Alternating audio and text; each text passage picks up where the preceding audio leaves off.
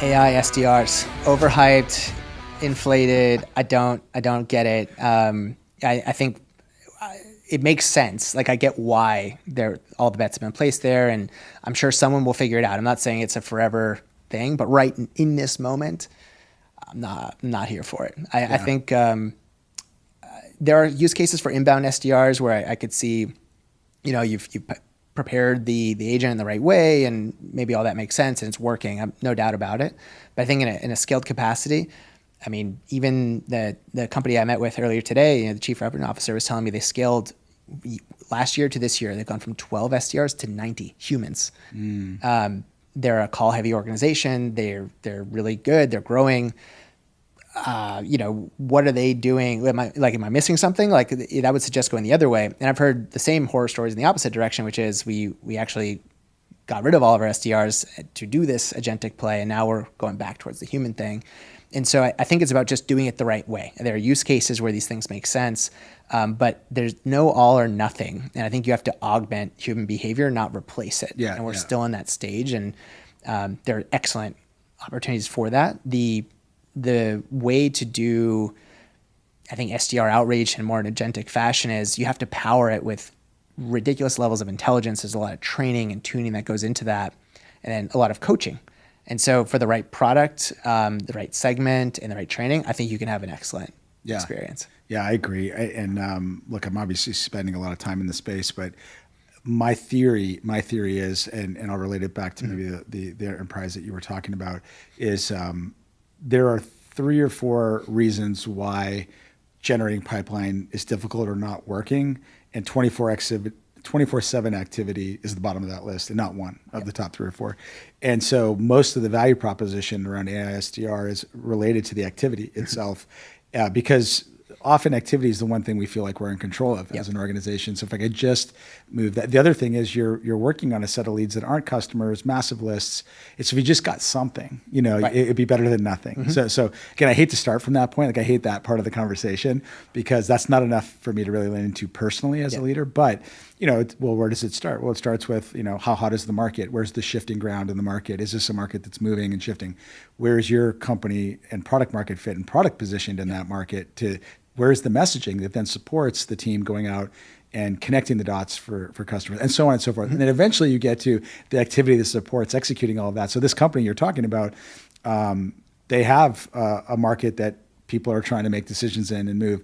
They have a great product in that market, and it looks like they have some pretty good messaging to connect those dots. Landing. So now you put people against that are being creative in the moment, have a lot to work with, right? But if you just threw more activity on top of none of those things, you're not going to.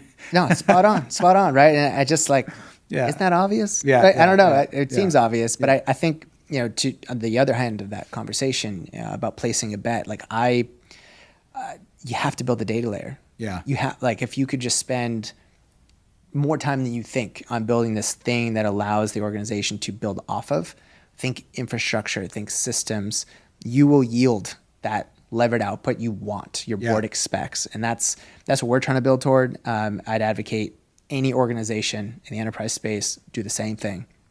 You have to think about, where am I collecting data from? Where does that data live? How do I access it and augment it? And then build. And too fast, I've seen this a lot, especially on LinkedIn. A lot of people talking about all the cool things they're doing, these multi-step clay workflows. And I love the concept of clay, but these are way too creative for the reality of a lot of businesses. And you instead could just focus on the basics. Yeah. It's you have your data, make it clean, make it connected, then build. Yeah. And it's almost like going half a step back, full step back to go 10 forward. Yeah. And I think that's worth the investment every time. So if that's the area that's maybe a little ahead of its skis right now, again, like you said, inevitably there will be a role to play for probably direct outreach and connection using AI in that. I'm certain of it. It's just early and probably not the most viable use cases. And for the right companies, maybe it's so, but for the ones that got those 3 or 4 things figured out, they're probably better off for sure going the human path. But so what's the area then, if that's the overhyped area, what's the area that you think is prime and you're leaning into the most? I think orchestration, right? Thinking about, Clay does a lot of this really well. And they're, plugging into a lot of different systems and moving and transforming data, and it's really cool to see, especially with more of the enterprise use cases. There are a number of these softwares out there.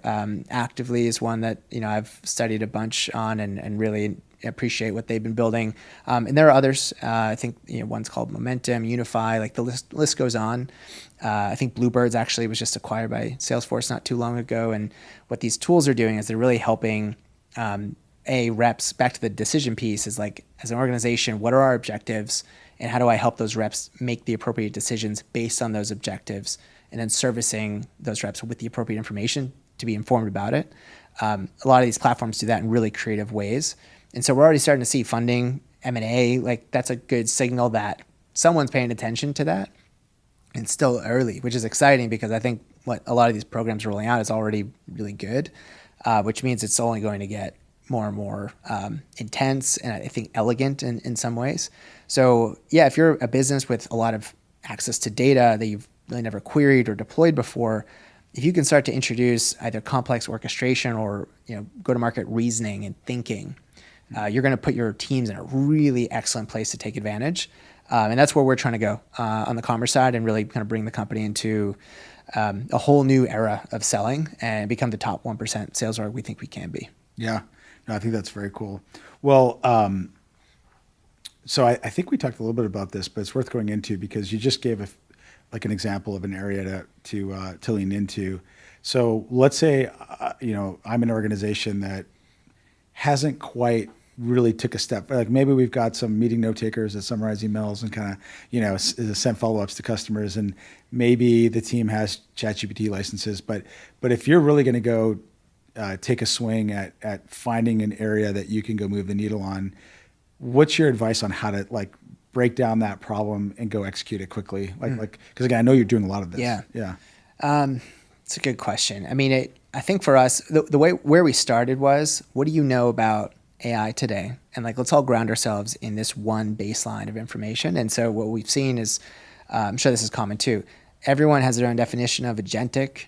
So we've seen that word get tossed around for more random use cases and things that you could probably imagine. And so I think first it was the grounding of, do we all have the same information? Do we understand it the same way? Then it was, okay, well, where are you spending an inordinate amount of your time and on things that seem repetitive or less maybe value driven? Then we want to bucket those things out to understand, is that something we want to solve for, or is that something we want to come back to? And so the big focus for us has been, well, what can we solve for that tackles at least 80% of the problem? Not worrying about the refinements to make it perfect, because those things will come out over time, but also probably require extra effort to get to that last 20%. So for us, it was break it down by department, understand who those champions are that want to kind of elevate themselves, and then bring it back to the rest of those teams, and then figure out those use cases by department to figure out, again, where are you spending time? Is it worth spending the time there? And then can we solve it quickly and then tackle 80% of that challenge? Join the Revenue Dilemma conversation. Hit subscribe, share, and like everywhere you listen. It's time we solve the revenue dilemma once and for all.